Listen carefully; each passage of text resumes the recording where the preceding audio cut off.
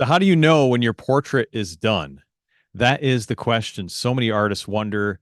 You don't want to overwork your painting, but neither do you want to underwork it and have it fall short of its potential. I'm going to go over four different things, four different ways you can know when your portrait is done. Let's take a look.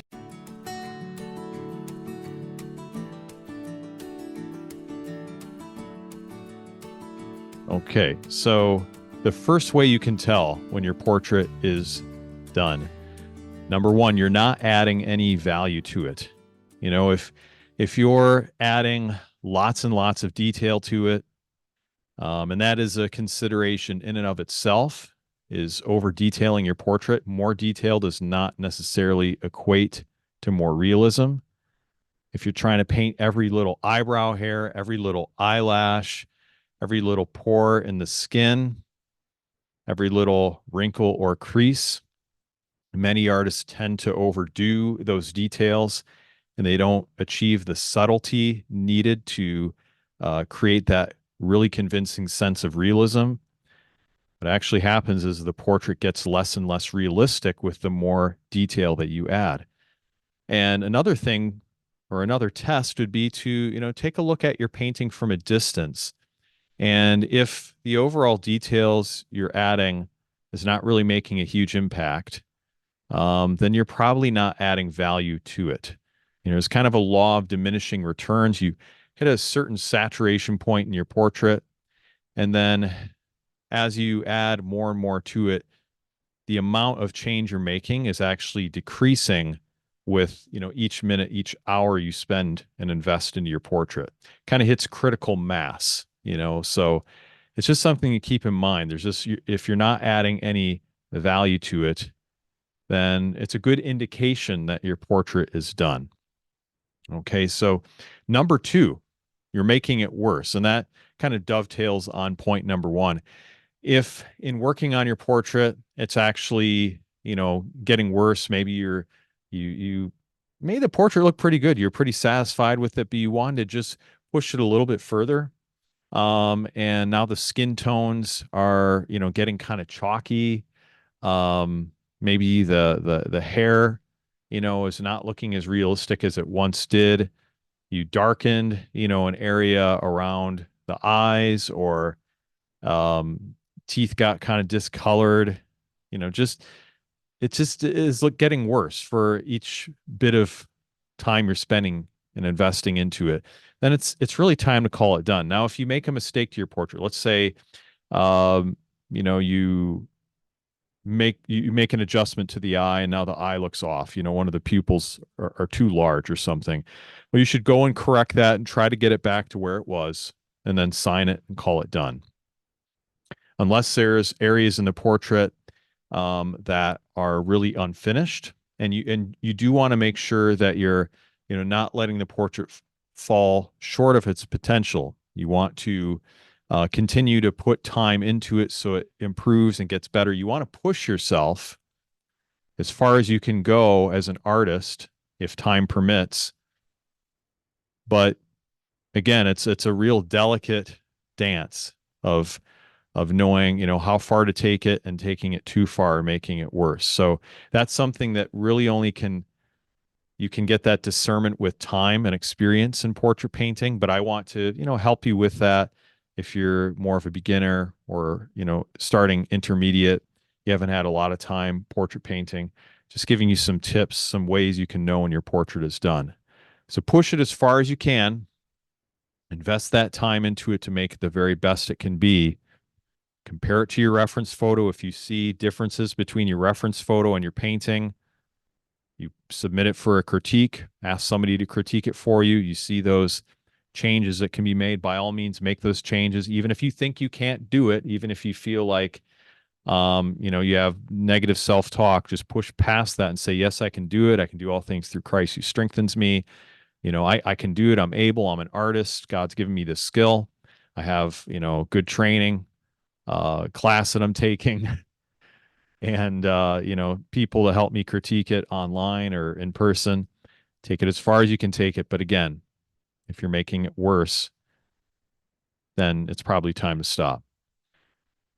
Number three, You just hit the unforgiving end of a deadline. And, that might happen if you're painting a portrait for an art show you need to submit to a contest, or maybe it's a commission portrait with a deadline and you have to get it done. Like I've had so many of those, and my personality, I tend to I just tend to work under pressure probably the best, although it's not the most ideal way to work. But I tend to get precariously close to the end of deadlines. And occasionally I've exceeded a couple of deadlines if the deadline is not super cut and set in stone. But if it's like cut and dried, like it's got to get done by this time somehow, I'll marshal all the resources I need. I'll stay up late, drink coffee and tea and get it finished. But it's just not a good way to live your life.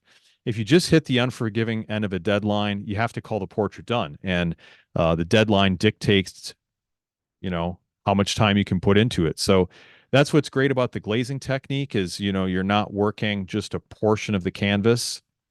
There are certain styles of painting or techniques where you have white canvas and you start painting everything completely from one corner to another with all the detail. And then you'll have portions of your painting that's very conspicuously unfinished, white portions of your canvas. You cannot call the painting done when you have a big section of the canvas white and untouched by paint. However, with a glazing technique, because you're working everything kind of at the same time, like a Polaroid photo, and bringing it to completion level by level, then even if you're like 80, 90% finished as far as what your ideal is, where you'd like to be, the idea you had in your mind, or where you could take it if you had the time, sometimes 80, 90% you're going to have to call it done because the deadline, you got to get that painting shipped out today. So you're going to have to finish it, varnish it, sign it, or not in that order. Finish it, sign it, varnish it, let it dry, ship it out, and that's just it's finished. So um that is another way you can know when the portrait is done. Number four, your client approves the portrait. So if you're submitting it, as a commission project, you're getting paid for it, and you submitted a proof, took an image of it, sent it via email, however, Facebook, whatever, you sent an image of your portrait. The client approves it. They love it. Or they just say, yes, I like it. Send me the invoice. It's done. I know there's artists that might disagree with it. There's artists that will tend to work on it even after the client approves it, but I just don't think that's a good idea. If the client says they like that current iteration of the portrait as you showed it to them via the image you took, and then you think, I just want to tweak it a little bit. I want to make this look a little more realistic. I want to add a few more details to the eyes, maybe a few more strands of hair. I want to smooth out this little area of skin tones on the cheek, whatever. And then let's say you make it look worse or it's different than what the client approved. Now, all of a sudden, you have a client that's like, "Hey, that's not the image that I approved. Now, it doesn't quite look like them. Did in the image you sent me, but this doesn't look like them." So if you get the client to approve your portrait, it's done. I mean, that's the way I look at it. It's finished. The only other thing I would change on it would be as if maybe I got a white speck of paint or something, or a piece of dust, or just a corner of the canvas that didn't have paint on it, and I just got to finish that edge. That is the only thing I would add to a portrait that a client approves. I don't think in past experience I've ever added anything else. Maybe I've added a couple of things, but it's generally not good practice to do. So if the client approves it, it's finished. If you see something that could have been changed, save it for your next painting, and just kind of consider it as a learning curve, as a process of learning how to portrait paint. So anyway, four ways you can know your portrait is done. I guess we could add maybe a fifth way. It's not on this list, just kind of a little bonus for you. If you're really bored with the painting, I mean, you're literally just like loathing working on it. And I've had some students I've worked with where they've been working on the painting for so long, like months or even years, and they just are tired of working on it, and it's like the painting becomes a ball and chain. It's like it becomes some sort of a it's just something holding them back from working on other projects. Well, maybe it's just time to cut that painting loose, just sign it and say, you know what? I'm done with this. Mentally, I just can't handle working on it. Emotionally, I can't handle working on it anymore. I just got to call it finished. That's okay. That's okay, really. If you get to that point and you're tired of working on it, you could call it done. But I would never encourage a student to just call a portrait done because they feel like they can't finish it, or they're having doubts about finishing it. I would say push past the doubts and the fears and take it as far as you can. I wouldn't encourage a student just because they're struggling with it to call it done, and certainly not to abandon it. There's a difference between signing the painting and saying this portrait is done, it's the best I can do, putting it out there into the world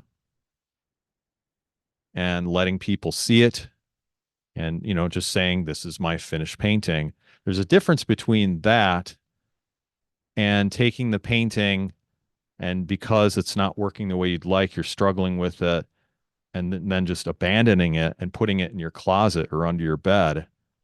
That's a whole different story. And I would encourage any student to push past the struggle, finish it as best you can, sign it, and say, this is my painting, and just be proud of what you're able to accomplish, even if it's not your best work. Like if you feel, okay, it's fallen short in some ways, there's some things I'd like to fix on the skin tones or the likeness or the proportions. It's just all part of the process. So just enjoy what you've created.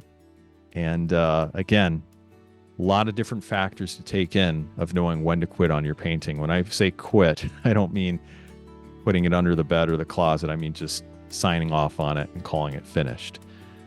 So I hope this helps. And we're really, really close to getting the portrait done. So I have just a little bit more to share with you, and then I'm going to sign the painting and call it finished as well. All right. See you in the next video.